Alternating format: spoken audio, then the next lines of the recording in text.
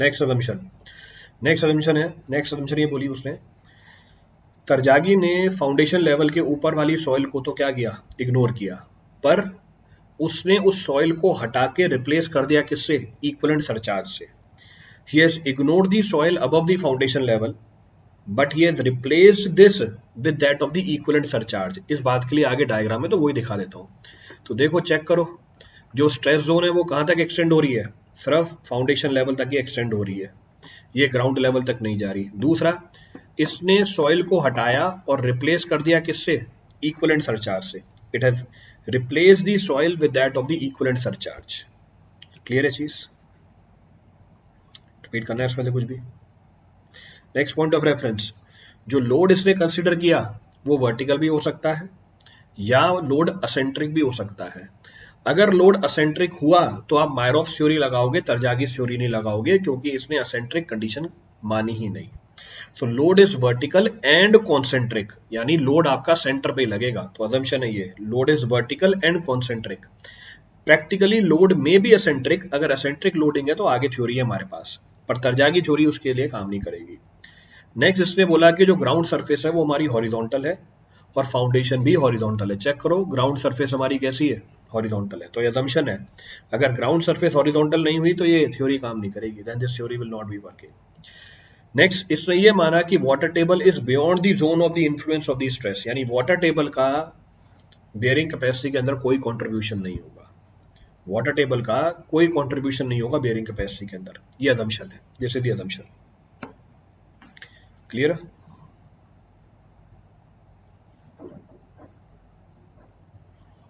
There are so many assumptions in Terzaghi's theory, इतने सारे assumptions हैं तरजागीज थ्योरी के अंदर।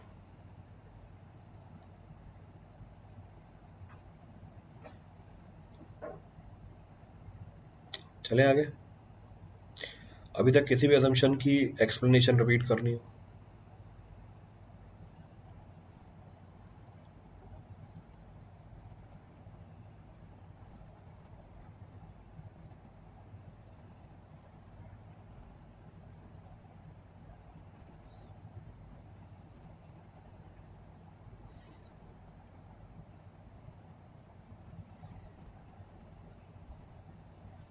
Shall we continue? पॉइंट 11 ये बोल रहा है कि वाटर टेबल का कोई कंट्रीब्यूशन नहीं होगा बेयरिंग कैपेसिटी के अंदर, क्योंकि वाटर टेबल किसके बाहर है, water table zone of influence के बाहर है। और जोन ऑफ इन्फ्लुएंस अभी मैं आपको डिस्कस करके बताऊंगा आगे। जोन ऑफ इन्फ्लुएंस का मतलब है वाटर टेबल का जो लेवल है वो फुटिंग के बेस के नीचे डीएफ से भी ज्यादा है, it is even more than the depth of the footing. इसका मतलब वाटर टेबल का कोई रोल ही नहीं होगा, there will be no role of the water table in the bearing capacity. या आप ये भी समझ सकते हो जो डीएफ है ये बी से ज्यादा है, it is more than the width. ये डी बोल रहा हूँ, डीएफ नहीं, डीएफ तो डेप्थ ऑफ द फुटिंग होती है, डी है। क्लियर है? तो वाटर टेबल आप ये मान सकते हो फुटिंग के बेस के नीचे कितना गई, वाटर टेबल फुटिंग के बेस के नीचे equal to the width of the footing से भी ज्यादा है। क्लियर चीज? तो ये हमारी वाटर टेबल लेवल है, या इसके नीचे है, इसके ऊपर नहीं है वाटर टेबल लेवल। तो इसने वाटर टेबल के इन्फ्लुएंस को कंसीडर ही नहीं किया, he has not considered the influence of the water table. तो ये मतलब है इस बात का, this is the meaning of this. चलो आगे बढ़ते हैं, so will continue. Next assumption क्या बोला, नेक्स्ट असम्पशन ये बोला this theory is based upon limiting equilibrium approach. ये हमने कर रखी है कहाँ पर, अर्थ प्रेशर के अंदर भी, वहां पर भी लिमिटिंग इक्विलिब्रियम अप्रोच लगाई थी एक्टिव और पैसिव प्रेशर निकालने के लिए। तो ये थ्योरी भी लिमिटिंग इक्विलिब्रियम अप्रोच के ऊपर बेस्ड है। कहने का मतलब है हम बोलेंगे at the verge of the failure resultant forces are what, zero in X and Y direction, बस यही करेंगे। तो जब हमारी सॉइल फेल होने वाली होगी, उस समय पे आगे मैं क्या बोल दूंगा, इक्विलिब्रियम कंडीशन अभी भी एग्जिस्ट कर रही है, नेट फोर्सेस क्या कर दो, एक्स और वाई डायरेक्शन में जीरो कर दो, net forces in X and Y direction are zero. तो इसको हम बोल देते हैं ये थ्योरी बेस्ड है किसके ऊपर, लिमिटिंग इक्विलिब्रियम अप्रोच के ऊपर। क्लियर है बात? चलो, ये तो हमारे असम्पशन थे, there were total 11 assumptions involved. अब तरजागी ने जो बेसिक डिस्कशन करी उसको समझने के लिए मैंने ये डायग्राम आपके सामने खोला। अब जो भी पॉइंट बताता जा रहा हूँ उसको ध्यान से सुनते जाना, what ever point I am discussing, इसको थोड़ा जूम कर देता हूँ और ताकि पूरा आपको स्क्रीन पे दिखे। एक और जूम कर सकते हैं क्या? इसको थोड़ा अगर नीचे करूँ तो दिख रहा है? बिल्कुल दिख रहा है। इस मतलब ये मैक्सिमम जूम कर दिया मैंने। This is the maximum extent up to which diagram can be zoomed. बाकी सारी चीजें दिख रही हैं? हाँ, बाकी सारी चीजें भी दिख रही हैं। हाँ, लो, मेरे ख्याल से पूरी स्क्रीन पे आपको ये चीज दिख रही है। हाँ, अब एनालिसिस करते हैं इसकी। अब जो भी बात बोल रहा हूँ ढंग से सुनना। पहली चीज, जो बेस है फुटिंग की वो क्या है? रफ है। The base of the footing being rough. When the footing sinks into the soil, a certain portion of the soil that is termed as soil wedge, ADB, ये रहा सॉइल वेज। इस soil veg की बात कर रहा हूं मैं, जिसको मैंने लाल कलर से शेड किया। क्योंकि फुटिंग का बेस रफ है, जब फुटिंग सिंक करती है सॉइल के अंदर, सॉइल का कुछ पोर्शन जिसको हम बोलते हैं soil wedge ADB, which is immediately beneath the footing, it is prevented for undergoing any lateral movement. क्योंकि इन दोनों के बीच में फ्रिक्शन एग्जिस्ट कर रहा है, जब मेरी फुटिंग नीचे जाती है, जो हमारा सॉइल वेज है ADB, इसमें कोई लेटरल मूवमेंट नहीं होता, क्योंकि फ्रिक्शन इसको रोक के रखता है। क्लियर है? फ्रिक्शन इसको रोक के रखता है, और ये पोर्शन सॉइल का फुटिंग के साथ ही कहां जाता है? नीचे जाता है। क्लियर है इस बात में? कोई सा भी पॉइंट रिपीट करना हो? Any point to be repeated from this for anyone? This wedge of the soil ADB is termed as zone 1। इसको हम जोन 1 बोल देते हैं, मार्क कर रखा है, 1 लिखा हुआ है इसके अंदर, ये जोन 1 है हमारी। So this soil wedge ADB, इसको हम क्या बोल देते हैं? जोन 1 बोल देते हैं। And it remains in the state of plastic equilibrium. ये हमेशा प्लास्टिक इक्विलिब्रियम की स्टेट में ही रहता है, और ये इफेक्टिवली फुटिंग के पार्ट की तरह ही काम करता है। It act as a part of a footing. तो अगर आपको ये थ्योरी समझ में आ गई, तरजागी में आगे कुछ भी नहीं है।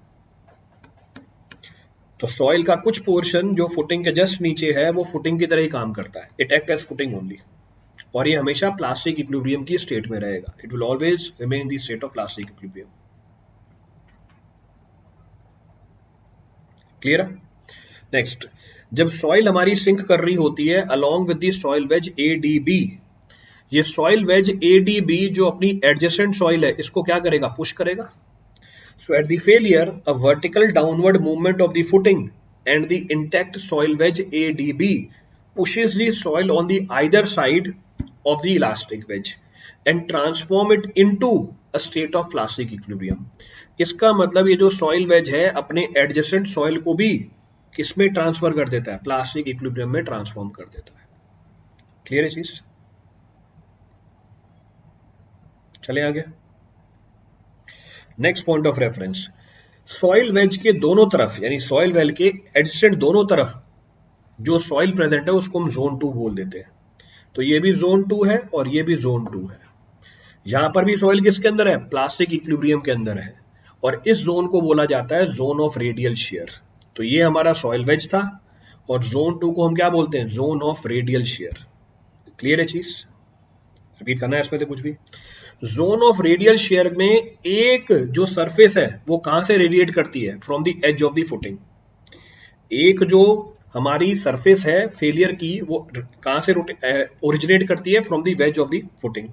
और इसकी जो बाउंड्री है, लोअर बाउंड्री, ये कर्व्ड होती है। अगर कोहेसिव सॉइल है, ये सर्कुलर होगी। अगर C5 सॉइल है, इट इज लॉगरिथमिक स्पाइरल। ये ऑब्जर्वेशन के बिहाफ पे आपको बताया गया।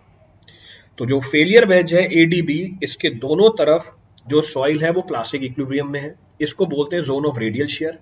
इसका एक सरफेस ओरिजिनेट करता है from the edge of the footing, और इसका जो लोअर सरफेस है ये कर्व्ड होता है। अगर कोहेसिव सॉइल है प्योर, तो ये सर्कुलर होता है। अगर C5 सॉइल है, it will B logarithmic spiral. Objective है ये आपके लिए। This is the direct objective which is being asked. Plastic equilibrium मतलब अगर इसके ऊपर आपने अगर लोड बढ़ाया, जो भी प्रेजेंट है, सॉइल विल फेल, उसमें डिफॉर्मेशन आ जाएगी, और वो डिफॉर्मेशन को रीगेन नहीं कर पाएगा। अगर वो इलास्टिक इक्विलिब्रियम में है, जैसे ही आपने लोड हटाया उसकी डिफॉर्मेशन रीगेन हो जाएगी। पर अगर वो प्लास्टिक इक्विलिब्रियम में है और आपने लोड थोड़ा सा भी बढ़ाया, सॉइल फेल हुई, जैसे ही लोड हटाओगे वो फेलियर रीगेन नहीं कर पाएगी सॉइल। इसको हम बोल देते हैं प्लास्टिक इक्विलिब्रियम। तो ये मैंने बात करी रेडियल शेयर की। अब बात करते हैं जोन 3 की। अब हम बात करते हैं जोन 3 की। This is our zone 3। तो जोन 1 सॉइल वेज एडीबी, इसके एडजेसेंट जो सॉइल है zone 2, zone of radial shear. Zone 3 is termed as Rankine passive zone of linear shear. ये रेडियल शेयर थी और यहां पर लीनियर शेयर है। So zone 3 is termed as Rankine passive zone of linear shear in which two sets of shear plane are inclined at an angle of theta, where theta is equal to 45 degree minus 5/2। तो यहाँ पे दो sets of shear plane are inclined at an angle of theta, और theta की value कितनी है हमारे पास 45 degree minus 5/2। और यही एंगल मैंने आपको अर्थ प्रेशर थ्योरी में बताया था पैसिव स्टेट के अंदर, कि पैसिव स्टेट के अंदर हमारा जो फेलियर प्लेन है वो हॉरिजॉन्टल के साथ कितना एंगल बनाता है 45 डिग्री माइनस 5/2। सेम एक्सप्लेनेशन वहां पर भी दी थी। क्लियर है? रिपीट करना है इसमें से कुछ भी? जो हमारा सॉइल वेज है एडीबी, इसकी जो सरफेस है it makes an angle of 5 with the horizontal, ये भी मार्क कर रखा है। So it makes an angle of 5 where 5 is what, angle of internal friction. इसको हम technically angle of internal friction बोलते हैं। चले आगे। एडीबी जोन 1 इलास्टिक में होगा, हाँ ADB zone 1 elastic medium, elastic में, इलास्टिक इक्विलिब्रियम में। जो एडीबी है वो इलास्टिक इक्विलिब्रियम में, तो ये इलास्टिक इक्विलिब्रियम में जोन 1, जोन 2 प्लास्टिक इक्विलिब्रियम में।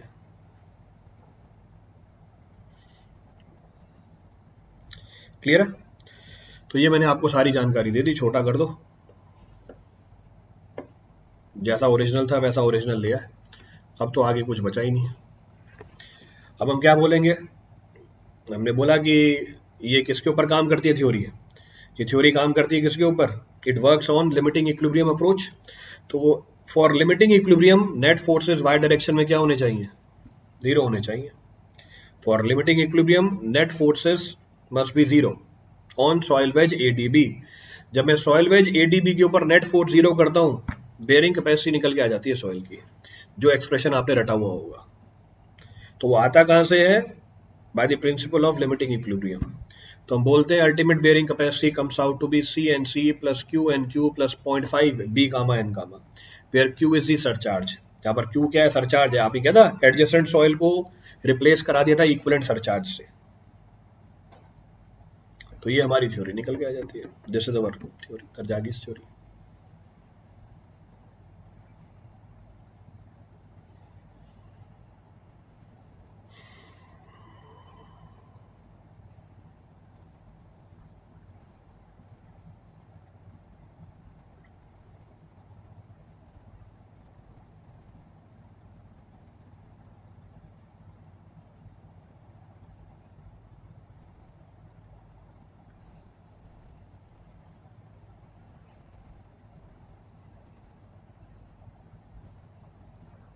चले आगे।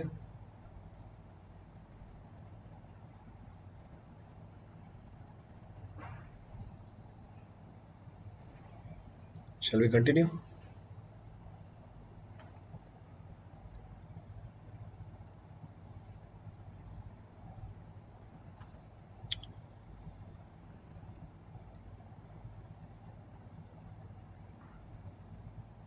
चलो आगे बढ़ते हैं।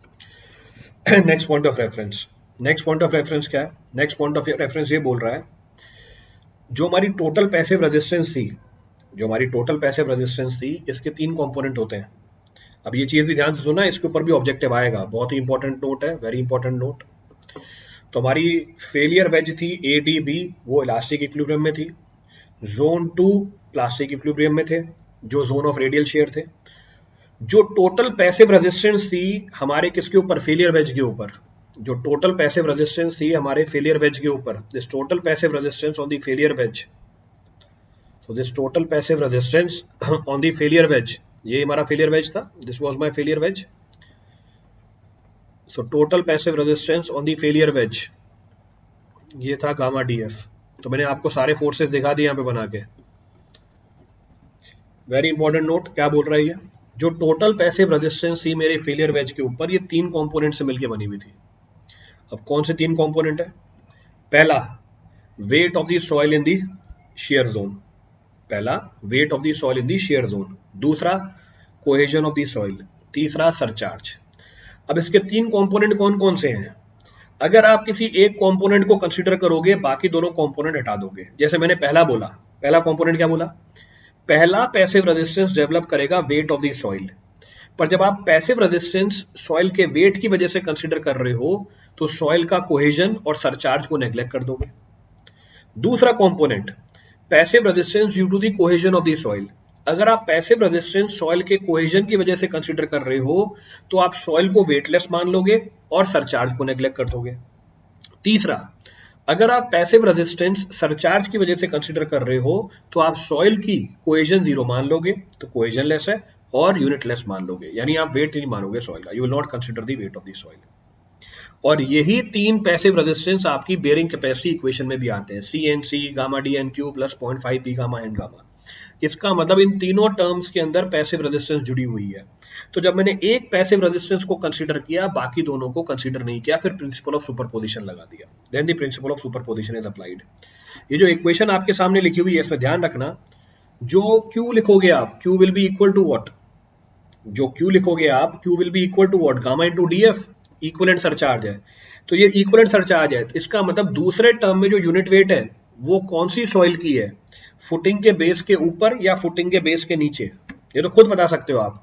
ये जो गामा लिखा मैंने सॉइल का, ये जो यूनिट वेट है सॉइल की, ये वो सॉइल है जो फुटिंग के बेस के ऊपर है या फुटिंग के बेस के नीचे है।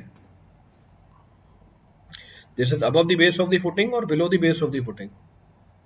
तो गामा DF में जो गामा है, ये कौन सी सॉइल का यूनिट वेट है?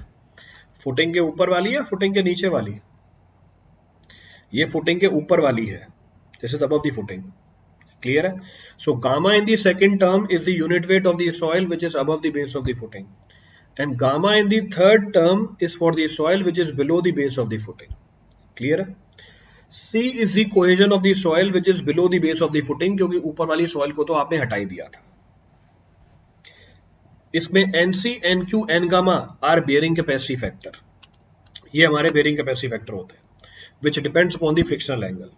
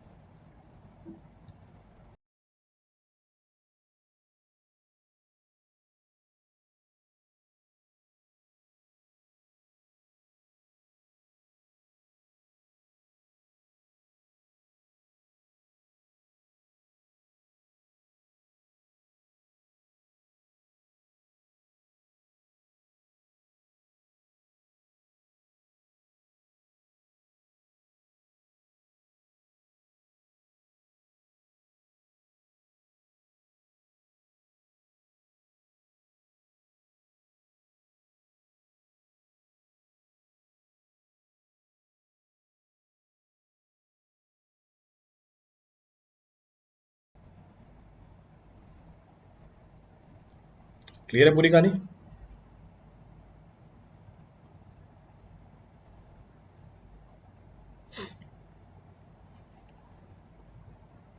चलो अब आगे बढ़ते हैं। So will continue. Next point of reference, अब कुछ स्पेसिफिक बातें बता देता हूँ। If I talk about pure clay, अगर हम प्योर क्ले की बात करें, इसके लिए फाई की वैल्यू कितनी है? 0 है। For this phi comes out to be 0। अगर फाई की वैल्यू 0 है, एन फाई की वैल्यू 1 आती है, एन क्यू की वैल्यू 1 आती है, एन गामा की वैल्यू 1 आ जाती है। तो वैल्यू पुट करो और एनसी की वैल्यू निकल के आती है 5.7। ये एल हॉस्पिटल रूल से निकल के आती है। अब ये मत पूछना सर एल हॉस्पिटल रूल क्या होता है। तो अगर मैं अल्टीमेट बेयरिंग कैपेसिटी निकालूं किसके लिए? प्योर कोहेसिव सॉइल के लिए, it will be equal to CNC, NC की value 5.7, gamma DF, NQ, NQ की value 1, 0.5 B gamma N gamma, N gamma कितना है हमारा? 0। तो ये वाली टर्म तो 0 हो गई। तो अल्टीमेट बेयरिंग कैपेसिटी कितनी आ गई कोहेसिव सॉइल के लिए, प्योर कोहेसिव सॉइल के लिए? 5.7 C प्लस गामा DF। अगर नेट अल्टीमेट बेयरिंग कैपेसिटी निकालो, जो कल डिस्कस किया था मैंने, net ultimate bearing capacity, maximum net intensity of loading at which the soil is safe in shear will be termed as what? Net ultimate bearing capacity. इसमें से क्या घटा दो? इसमें से क्या घटा दो? सॉइल का सरचार्ज घटा दो। सॉइल का सरचार्ज घटाया तो नेट अल्टीमेट बेयरिंग कैपेसिटी क्या आ गई? प्योर कोहेसिव सॉइल के लिए 5 पॉइंट सी, तो 5.7 सी डायरेक्टली निकल के आती है। इसके ऊपर खूब सवाल मिलेंगे आपको। So for pure cohesive soil as per Terzaghi's theory net ultimate bearing capacity is 5.7 सी।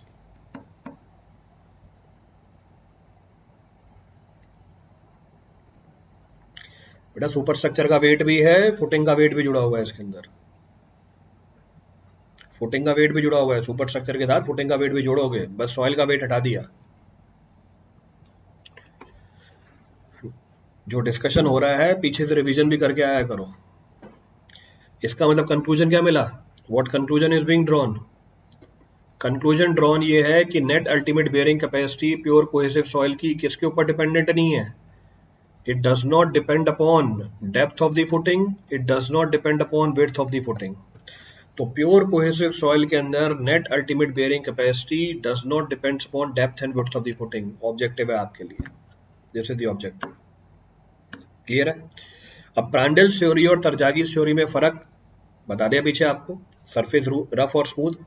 तो जो बेयरिंग कैपेसिटी फैक्टर है वो भी चेंज हो जाता है। एज पर प्रांडल थ्योरी एनसी की वैल्यू आती है 5.14। अब इसको भी लिखने का तरीका चेंज कर सकते हो आप। कई बार इसको कैसे लिख के दे देगा 2 + पाई, फिर ये मत बोलना सर आपने ये तो बताया नहीं था। तो इसको भी अलग तरीके से लिख सकते हैं, 2 + पाई 3.14 होती है, इसमें 2 जोड़ दिया तो ऑब्जेक्टिव में ऐसे भी घुमा देगा। तो ध्यान रखना इन चीजों का, take proper care of that. Clear है? चलें आगे। चलो, ये तो हमने बात करी प्योर कोहेसिव सॉइल की। अच्छा, सवाल आ गया इसके ऊपर, अप्लाई करके बताओ। As per Terzaghi equation bearing capacity of the strip footing resting on the cohesive soil C दे रखा है for the unit depth, unit depth, unit width, unit depth, unit width.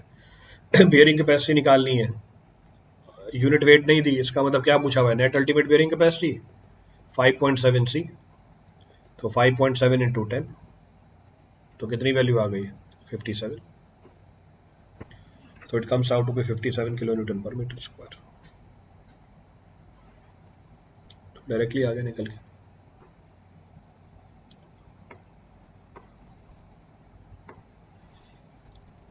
Clear है चीज? चलो आगे बढ़ते हैं। Next point says what? Next point क्या बोल रहा है?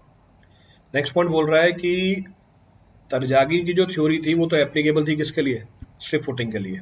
तो हमने जो एनालिसिस करी वो किसके लिए करी थी? This analysis was being carried out for strip footing.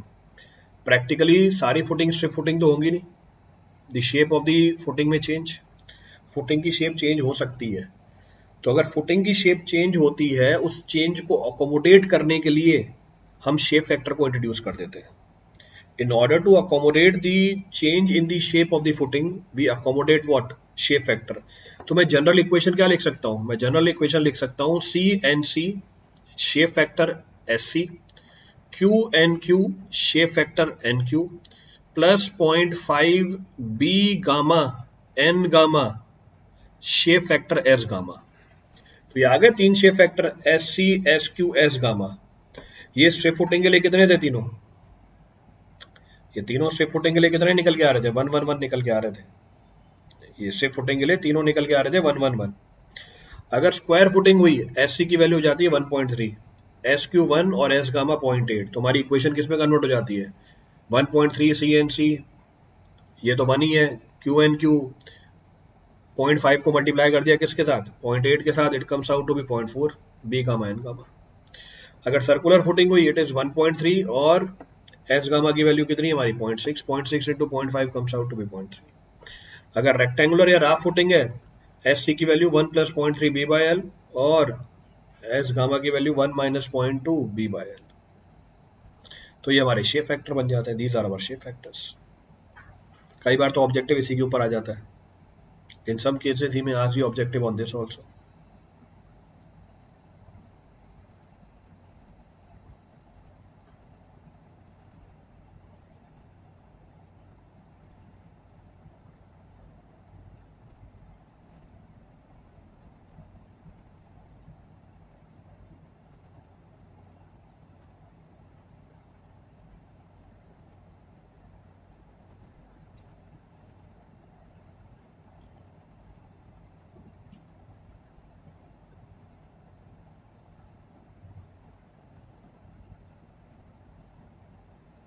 चले आगे। चलो, तो ये तो मॉडिफिकेशन आ गया हमारे शेप फैक्टर की वजह से। अच्छा, सवाल भी आ गया इसके ऊपर, देखो। A raft of 6 meter by 3 meter is founded at a depth of 3 meter in a cohesive soil. The net ultimate bearing capacity of the soil using Tarjagi's theory will be nearly. So net ultimate bearing capacity using Tarjagi's theory. Raft दे रखी है इसने, तो raft दे रखी है तो क्या हो जाएगा हमारा? So net ultimate will be equal to 5.7 C S C. और राफ्ट के लिए बता रखी है आपको एस सी की वैल्यू, तो राफ्ट के लिए एस सी की वैल्यू बता रखी है, तो वैल्यू डाल दो। तो 5.7 सी, एस सी की वैल्यू है 1 + 0.3 B by L. Substitute all the parameters, तो 5.7 C into 120 into 1 + 0.3 B by L. B by L is 6/9। जरा सॉल्व करके निकालना कितनी वैल्यू आ रही है ये। तो ये वैल्यू हो जाएगी 2/3। So this will be 2/3। ये कटा 0.2 1.2। सो 5.7 इंटू 120 इंटू 1.2, कैलकुलेट कीजिए कितना रिजल्ट आ रहा है। This is the net ultimate bearing capacity. ये हमारी नेट अल्टीमेट बेयरिंग कैपेसिटी है।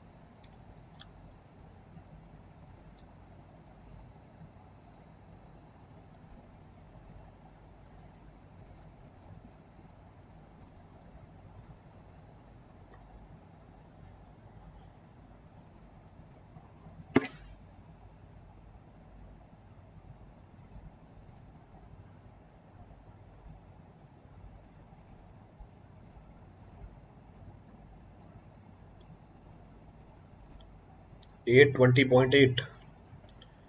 so 820.8, so it comes out to be 820.8। Clear है?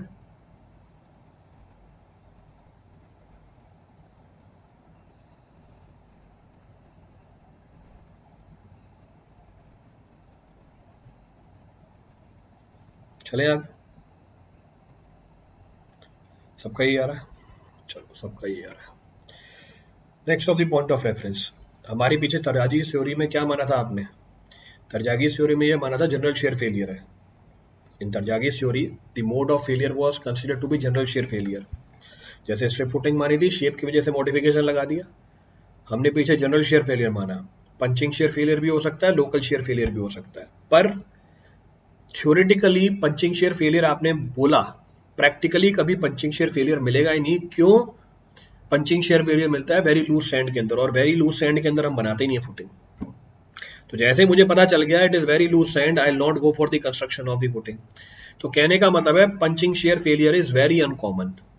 हाँ, लोकल शेयर फेलियर मिल सकता है क्योंकि वो मीडियम सैंड में बनाया जाता है। तो अगर आप लोकल शेयर फेलियर ऑब्जर्व कर रहे हो, या ऐसी सॉइल जहां पर लोकल शेयर फेलियर मिल रहा है, उस केस के अंदर आप तरजागी थ्योरी को मॉडिफाई कर सकते हो। तरजागी थ्योरी को कैसे मॉडिफाई करोगे? By using modified strength parameters. Cohesion और फ्रिक्शन की वैल्यू मॉडिफाई कर दोगे आप। Modified cohesion will be 2/3 of the cohesion that you have considered for general shear failure, and 10 of modified friction will be 2/3 of the tangent of the friction that you have considered for general shear failure। Clear है चीज? Sir raft shallow होता है या deep होता है? पिछला वाला lecture देख लो, तो बहुत ही आसान चीज है पता करना। पिछला वाला लेक्चर देख लो।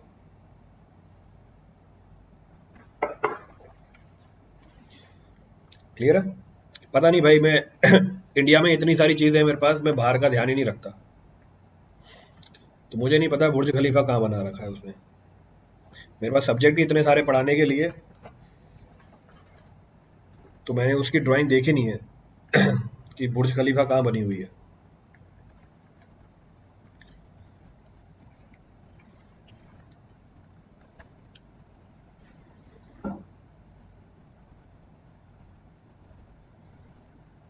चले आगे।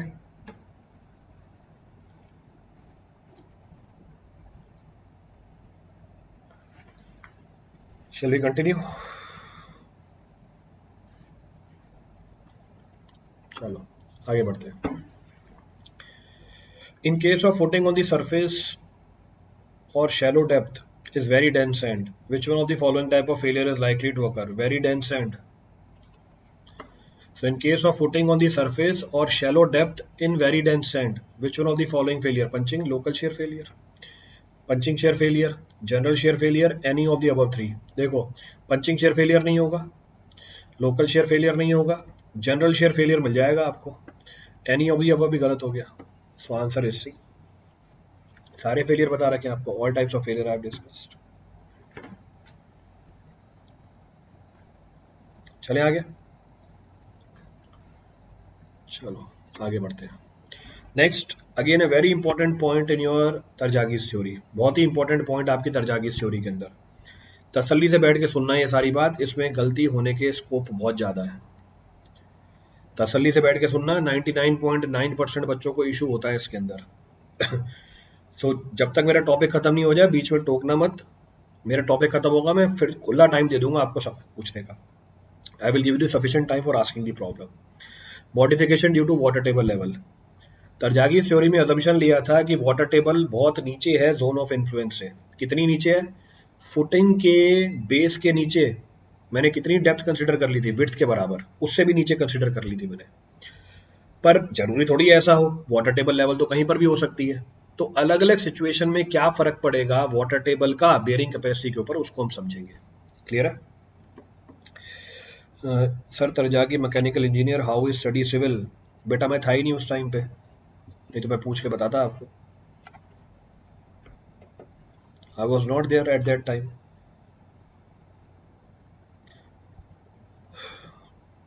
तो बदकिस्मती है, चलो कोई बात नहीं। So modification due to water table level, अब मॉडिफिकेशन अप्लाई करेंगे वाटर टेबल लेवल की तरह। इस मॉडिफिकेशन को समझने के लिए मैंने पूरी सॉइल जोन को 3 पार्ट में डिवाइड कर दिया। I have divided the entire zone in 3 different parts. 3 अलग अलग पार्ट में डिवाइड कर रखा है, क्योंकि तरजागी सब्जेक्ट को बाइफरगेट नहीं करता था आपकी तरह। मतलब आज के लोग तो ये सर गेट का है, ये ईएससी का है, ये एसएससी जेई का है, तुम लोग तो सिविल इंजीनियरिंग में बाइफरगेशन कर लेते हो। जो पढ़ने वाले होते हैं वो ऐसा नहीं करते हैं। जो पढ़ने वाले होते हैं वो बाइफरगेशन नहीं कर रहे होते हैं, वो अपना काम कर रहे होते हैं। बस वो ये नहीं देखते कि ये इस टॉपिक का है, या इस सब्जेक्ट का है, या इस चैप्टर का है, या इस यूनिट का है। इसीलिए हो गया ऐसा। तो भले ही मैं उसके साथ नहीं था, पर आपको जवाब जरूर दे दिया। चलो आगे बढ़ते हैं। तो इस मॉडिफिकेशन को इंक्लूड करने के लिए मैंने पूरी सॉइल को 3 अलग अलग जोन में डिवाइड किया। फाउंडेशन के बेस के ऊपर जोन 3, फाउंडेशन के बेस के नीचे up to the depth of width of the footing. तो डेप्थ कितनी कंसीडर करी? बेस के नीचे विड्थ ऑफ द फुटिंग। और zone 1 when the depth below the base of the footing is more than the width of the footing. तो zone 1, zone 2, zone 3, ये 3 zone consider किए।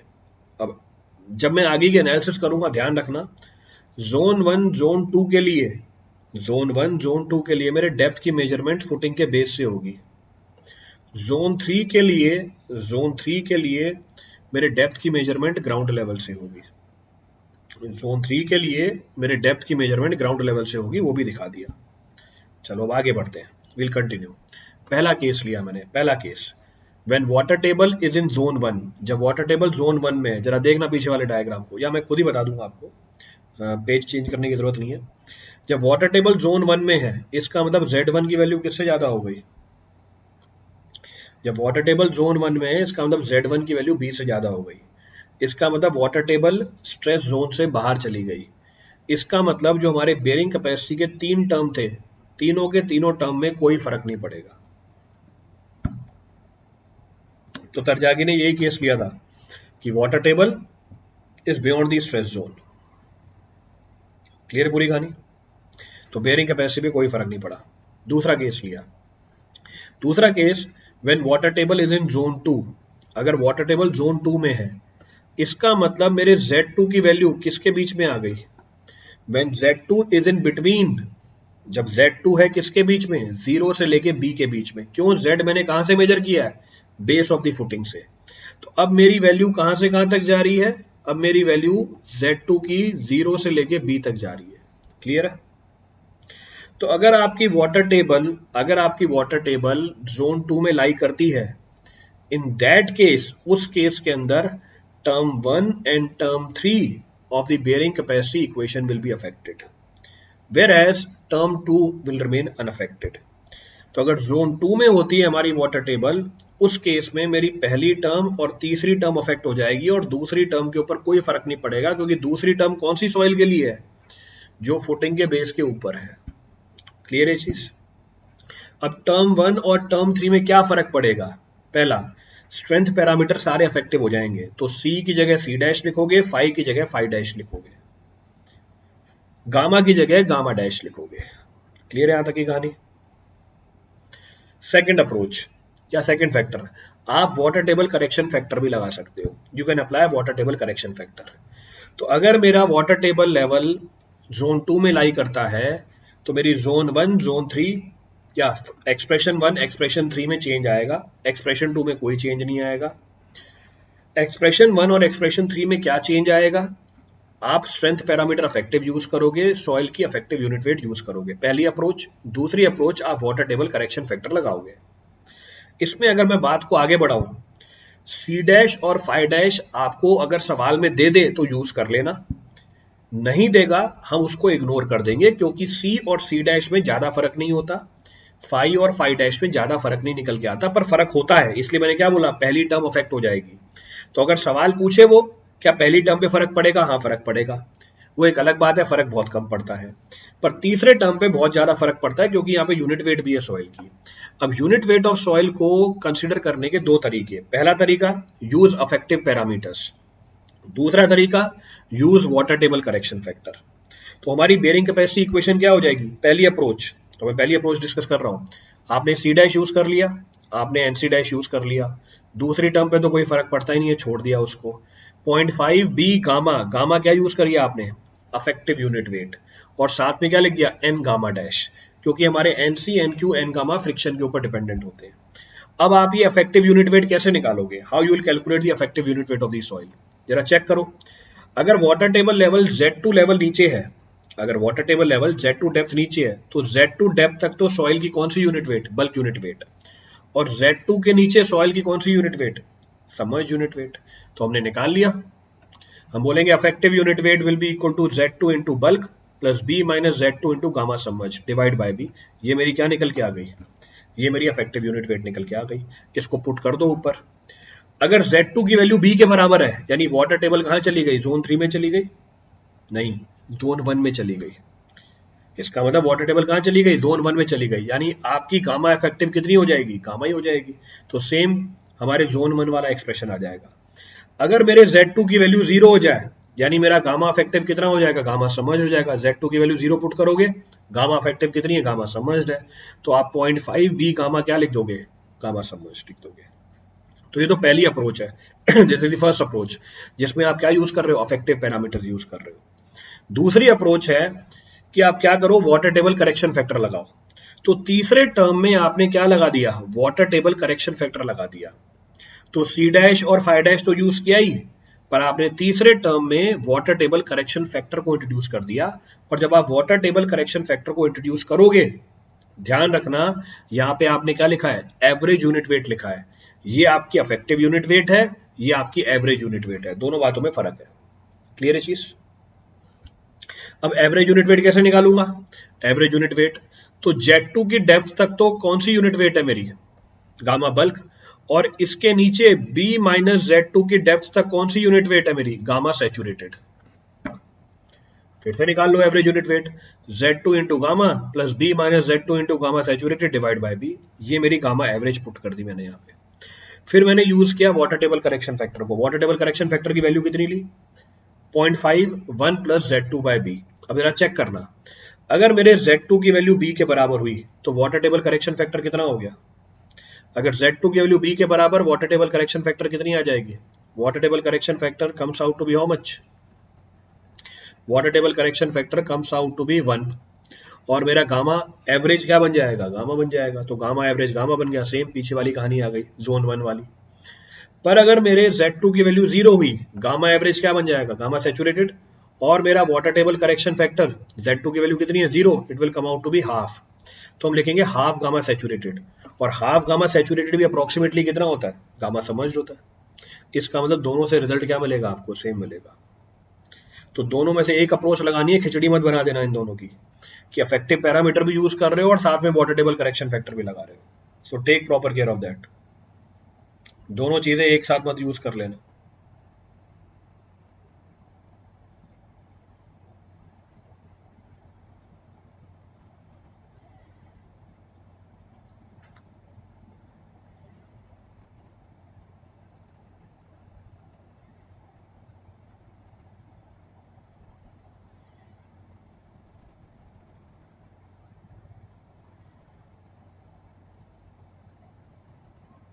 चले, तो अगर हमारी वाटर टेबल जोन 2 में हुई, पहली टर्म और तीसरी टर्म पे चेंज आएगा।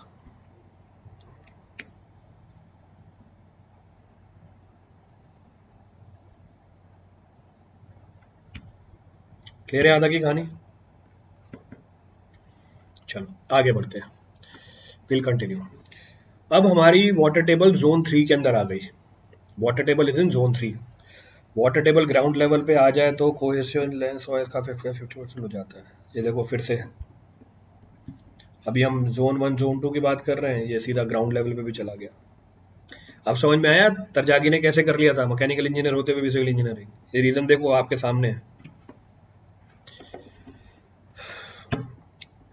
So next of the case is next, और हम क्यों नहीं कर पाते, हमसे एक सब्जेक्ट नहीं होता, उसका रीजन ये है।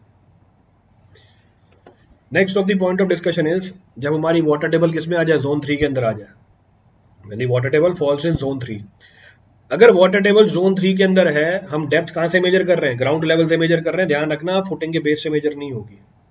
Z3 की रेंज कहां से जाती जाएगी, 0 से लेकर DF के बीच में जाएगी। अगर मेरी वाटर टेबल जोन 3 में आ जाए, all 3 terms of the bearing capacity equation will be affected. तीनों के तीनों टर्म 1 2 3 मार्क किया था, वो तीनों के तीनों अफेक्ट हो जाएंगे। यहां पर भी आप क्या कर सकते हो, यहां पर भी आप इफेक्टिव स्ट्रेस अप्रोच यूज कर सकते हो। दूसरा, आप कैपेसिटी फैक्टर को भी लगा सकते हो। यहां पर भी दोनों ऑप्शंस अवेलेबल है आपके पास। दोनों ऑप्शंस कैसे अवेलेबल है जरा चेक करते हैं। हम बात करते हैं इफेक्टिव पैरामीटर के टर्म में, तो C की जगह C डैश, एन की C की जगह NC डैश, एन गामा की जगह एन गामा डैश, तो हमारे स्ट्रेंथ पैरामीटर चेंज हो गए। हाउएवर C डैश की वैल्यू अप्रोक्सीमेटली C के बराबर ही होगी, कोई फर्क नहीं पड़ेगा। सेकंड पॉइंट ऑफ रेफरेंस, क्योंकि वाटर टेबल मेरी जोन 3 में आ गई, यानी फुटिंग के बेस के ऊपर चली गई, तो इसका मतलब तीसरे टर्म में तो आप डायरेक्टली क्या लगा दोगे, गामा समझ, क्योंकि ये तीसरा टर्म कौन से सॉइल की यूनिट वेट है, तीसरा टर्म फुटिंग लेवल के नीचे वाले सॉइल की यूनिट वेट है, तो वहां पर तो पानी है ही, तो गामा सबमर्ज्ड। क्लियर है? दूसरे टर्म में जो यूनिट वेट होती है, it is for the soil which is above the base of the footing. यहां पे मैंने लिख दिया गामा इफेक्टिव। अब गामा इफेक्टिव कैसे निकालूंगा, Z3 डेप्थ तक तो मेरी सॉइल बल्क यूनिट वेट, और DF माइनस Z3 डेप्थ तक मेरी सॉइल गामा सबमर्ज्ड। फिर से मैंने इफेक्टिव यूनिट वेट निकाला, Z3 into gamma plus DF minus Z3 into gamma submerged divide by DF। फिर दो केस करके दिखाया आपको। अगर Z3 की वैल्यू 0 यानी water table level ground level पे, तो गामा इफेक्टिव मेरी गामा सबमर्ज्ड हो जाएगी। This is the expression. अगर मेरे Z3 की वैल्यू DF के बराबर, gamma effective will be equal to bulk unit weight. तो इस बार मेरा एक्सप्रेशन किसके बराबर हो जाएगा, जो आपने पीछे जोन 2 के लिए कर रखा था, which was for zone 2। Clear है? दूसरी approach water table correction factor. इस बार मैं गामा की जगह लिखूंगा गामा एवरेज, और साथ में क्या लगा दूंगा, वाटर टेबल करेक्शन फैक्टर। पर तीसरे टर्म की यूनिट वेट हमेशा क्या रहेगी, समझ रहेगी। क्यों? क्योंकि वाटर टेबल फुटिंग के बेस के ऊपर है, और जो तीसरे टर्म की गामा होती है वो तो फुटिंग के बेस के नीचे वाले सॉइल की होती है, वो हमेशा सबमर्ज्ड ही रहेगी। गामा एवरेज कैसे निकालोगे, Z3 डेप्थ तक गामा बल्क और DF माइनस Z3 डेप्थ तक गामा सैचुरेटेड। फिर से मैंने एवरेज यूनिट वेट निकाला, ऊपर पुट कर दिया। इस बार वाटर टेबल करेक्शन फैक्टर की वैल्यू क्या है, 0.51 प्लस Z3 बाय DF।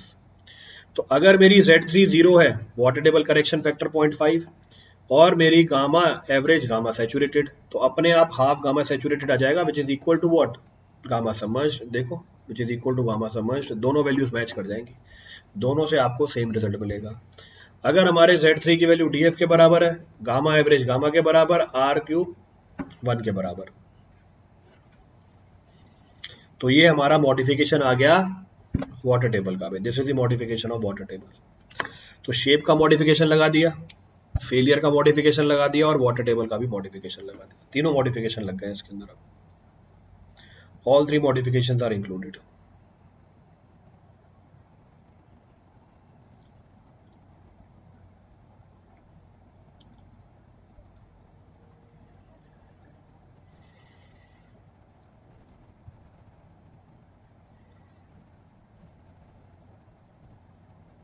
चले,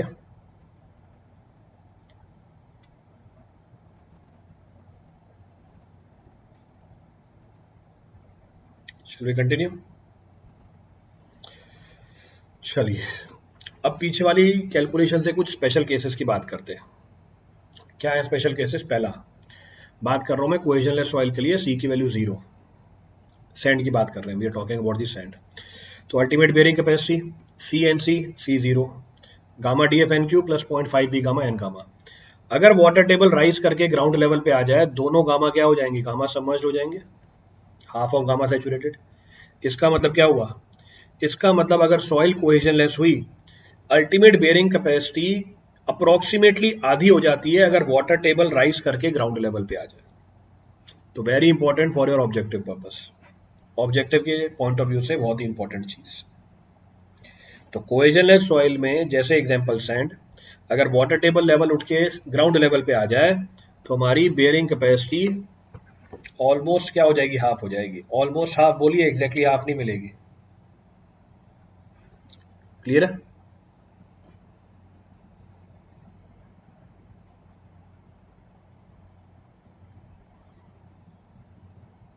चले आगे। चलो अब हम बात करते हैं फॉर प्योर कोहेसिव सॉइल के लिए, जैसे क्ले। प्योर कोहेसिव सॉइल के लिए आपने नेट अल्टीमेट बेयरिंग कैपेसिटी निकाली थी। तो अगर वाटर टेबल लेवल राइज करके ग्राउंड लेवल पे आ जाए, प्योर कोहेसिव सॉइल की नेट अल्टीमेट बेयरिंग कैपेसिटी में कोई फर्क नहीं पड़ता। There is no effect over the net ultimate bearing capacity of pure cohesive soil. Clear है? पर जो अल्टीमेट बेयरिंग कैपेसिटी है वो ध्यान रखना, ये डिपेंडेंट है किसके ऊपर? डेप्थ के ऊपर। विड्थ से इंडिपेंडेंट है पर डेप्थ के ऊपर डिपेंडेंट है। It depends upon the depth. तो ये कुछ सिग्निफिकेंट पॉइंट्स है, these are the significant points. इनके ऊपर ऑब्जेक्टिव आ जाते हैं, over this you will find the objectives.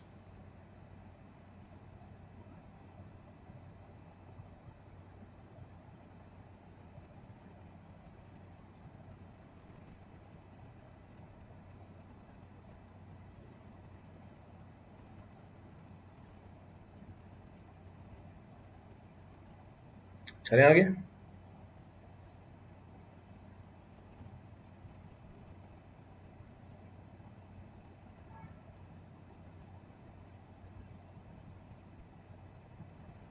चलो अप्लाई करके बताइए, refer the problem on this. The percent reduction in the bearing capacity of a strip footing resting on a sand under flooding condition, water level at the base of the footing when compared to the situation where the water level is at a depth much greater than the width of the footing is approximately, पीछे बताया अभी तो ये।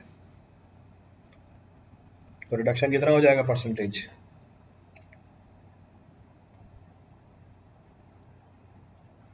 50% reduction हो जाएगी। 50% reduction will take place.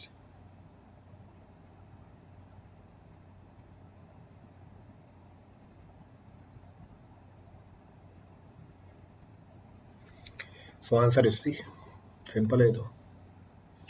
तो खत्म आपकी Terzaghi's theory. Your Terzaghi's theory is finished.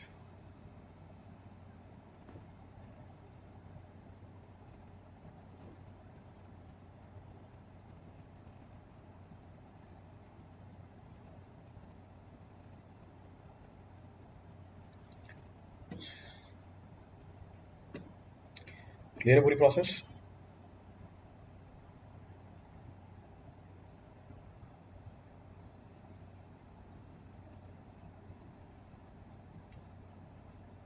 चलिए बाकी फिर कल करते हैं, rest will discuss tomorrow. Time भी हो गया, तरजागीज थ्योरी भी हो गई है। Thank you everyone, thank you all.